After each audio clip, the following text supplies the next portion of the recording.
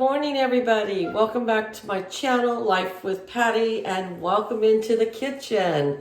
So, it's Sunday morning after Christmas. We had a wonderful Christmas, even though it was kind of a crazy year. Well, let's not say kind of, it was a crazy year. But we still had a wonderful Christmas. We didn't have our old-time Christmas stroll in our little town. And we didn't have those kind of things, but we still made it a special Christmas. So I had my grandkids over and we baked cookies, and I had them over and we made ornaments, and then we had Christmas Eve with two of my four sons and their wives and their children, and we had a nice dinner, and we opened presents, and we had dessert, and the grandkids played together, and my sons bonded some more, and we just had a wonderful, wonderful Christmas. So we should feel blessed no matter what we have. But anyways, it is, let's see, it's almost 1:30 in the afternoon on Sunday. I'm still in my pajamas, but I'm gonna go take a shower after I get done with this video. But I was watching the Hillbilly Kitchen. I don't know if you watch her channel or not.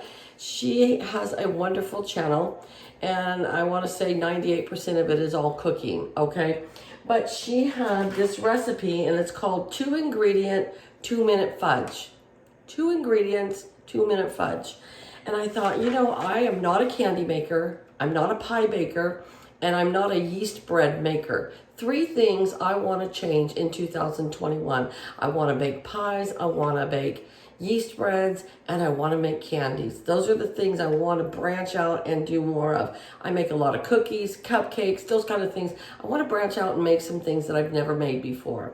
I did make the pecan snowballs, which is like a Mexican cookie, for the first time this year, and they turned out great. So I want to branch out and make some more things that I've never made before.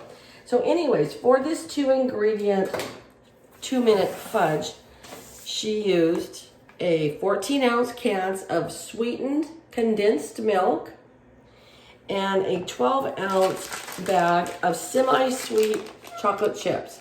She said that you could not, she doesn't recommend that you use milk chocolate because it doesn't set up as well. She said you can use dark chocolate or you can use semi-sweet, but that the milk chocolate will not set up as well.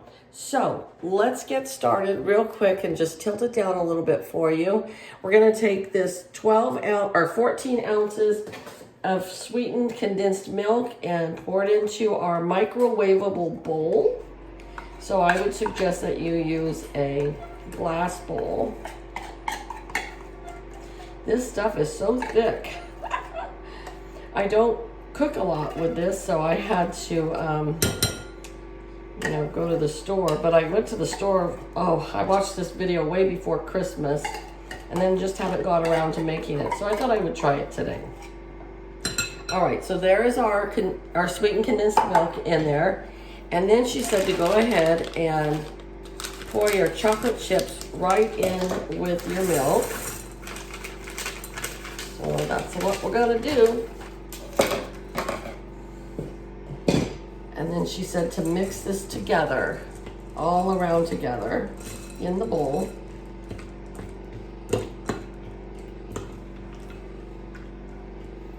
There we go. I'm gonna get another spoon to wipe this off with. Hold on. I don't want to use my fingers, so we're going to scrape this all off. Okay, and so she said for the first 2 increments in the microwave, you put them in for 30 seconds at a time. So I'm going to go stick this in the microwave for 30 seconds.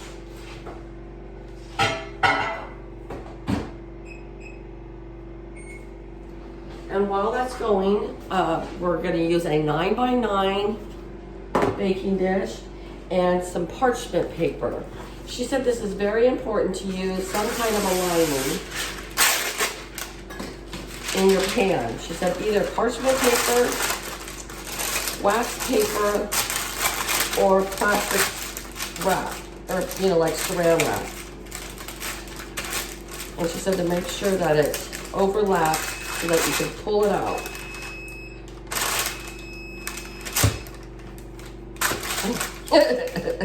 we're gonna improvise here. Okay, good thing for the water's right there, huh? Oh my goodness. Just so funny, I cracked myself up. All right, so here's the first 30 seconds. Let's tilt this down just a little more so you can see. And she said to give it a good stir. And I can see that it is starting to melt. And she said after the first 2 times of 30 seconds each, then you break it down to 15 seconds until you have it completely melted. And she said in her microwave, it only takes 1 minute. So, all right, so there's our first 30 seconds. I'm gonna put it back in for 30 more. All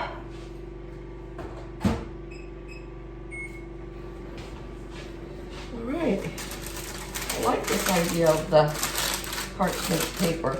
So also she said that you could use, you could put walnuts in there, you could put marshmallows in there, you could put marshmallows and walnuts and it would become like a rocky road, which I thought was really cool. And I might try that. That might be my next thing to try.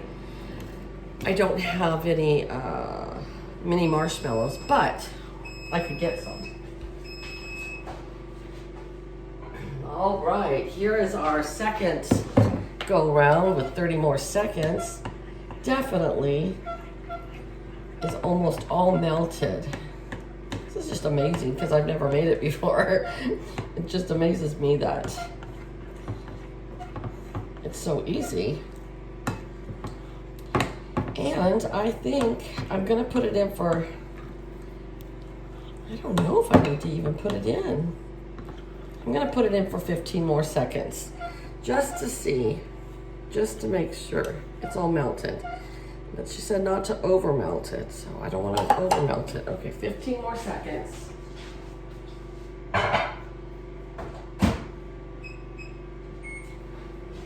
So anyways, I am gonna go to town afterwards and go get cat food. So I might see if Dollar General, when I get the cat food, if they have some mini marshmallows.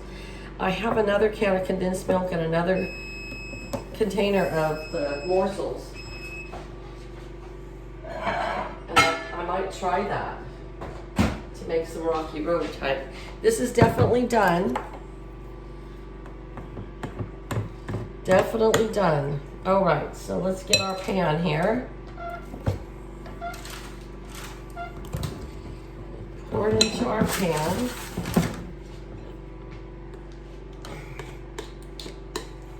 And then she says to let it set in the refrigerator for at least 1 hour. Now she called this gift shop fudge. She said the difference between this and the cooked one is that this one sets up nicer and cuts better. And she says it's what you see in the gift shops in the little containers that you can buy, like we saw at my work too. So I guess we're making gift shop fudge.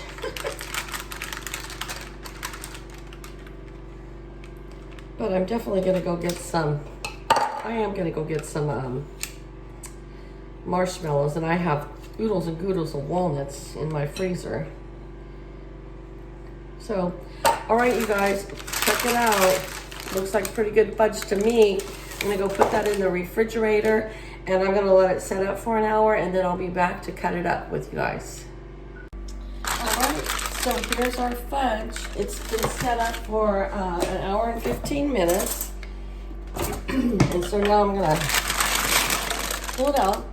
That's so perfect for the parchment paper because you can just pull it right out.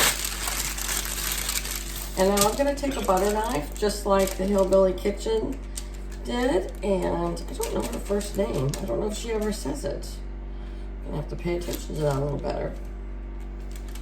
And she's right, it does cut very easy. And I've got another paper plate here with some parchment paper on it so that I can take it to work with me. All